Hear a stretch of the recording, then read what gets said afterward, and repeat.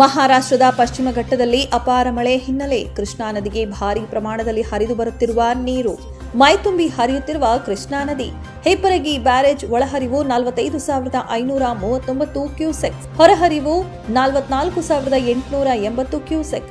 ಬಾಗಲಕೋಟೆ ಜಿಲ್ಲೆ ಜಮಖಂಡಿ ತಾಲೂಕಿನ ಹಿಪ್ಪರಗಿ ಬಾಗಲಕೋಟೆ ಉಸ್ತುವಾರಿ ಸಚಿವ ಆರ್.ವಿ. ತಿಮ್ಮಾಪುರ ಅವರಿಂದ ಹಿಪ್ಪರಗಿ ಬ್ಯಾರೇಜ್ ವೀಕ್ಷಣೆ. ಬ್ಯಾರೇಜ್ ವ್ಯಾಪ್ತಿ ಕೃಷ್ಣಾ ನದಿ ಹರಿವು ವೀಕ್ಷಿಸಿದ R B. Timmapura. Bagalkote DC Janaki K M, Jamkhandi AC Shweta Bidikar, Jamkhandi ಮಾಜಿ ಶಾಸಕ ಆನಂದ್ ನ್ಯಾಮೇಗೌಡ ಸಾಥ್. ಇಲ್ಲೇನು ಅಗ್ನಿ ಭಾಗದ ಏನು ಕೆಲವು ಸ್ಥಳ ಬರ್ತಾರೆ ಅವರಿಗೆ ನೀರಿನ ಸಮಸ್ಯೆ ಆಗುವಂಥ ಸಂಕೇತ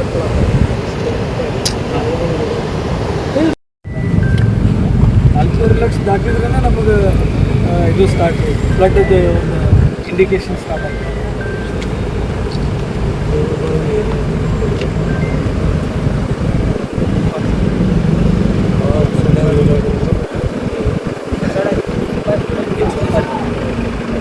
ಈಗ ಇಮಿಡಿಯೇಟ್ ಆಗಿ ಅಂದರೆ ಸರ್ ಈಗೇನು ನಮ್ಮ ಆರ್ ಸಿ ಸೆಂಟ್ರಾಗಿ ಬಿಲ್ಡಿಂಗ್ಸ್ ಇರ್ತಾರೆ.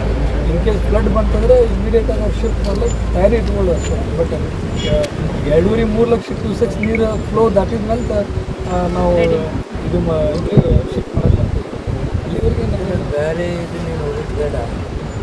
ಐದಾಗ ಒಂದು 15 ನಿಮಿಷ ನಾನು ನಾಳೆ ಏನೇನು ಸಬ್ಮಿಟ್ ಮಾಡಬೇಕು.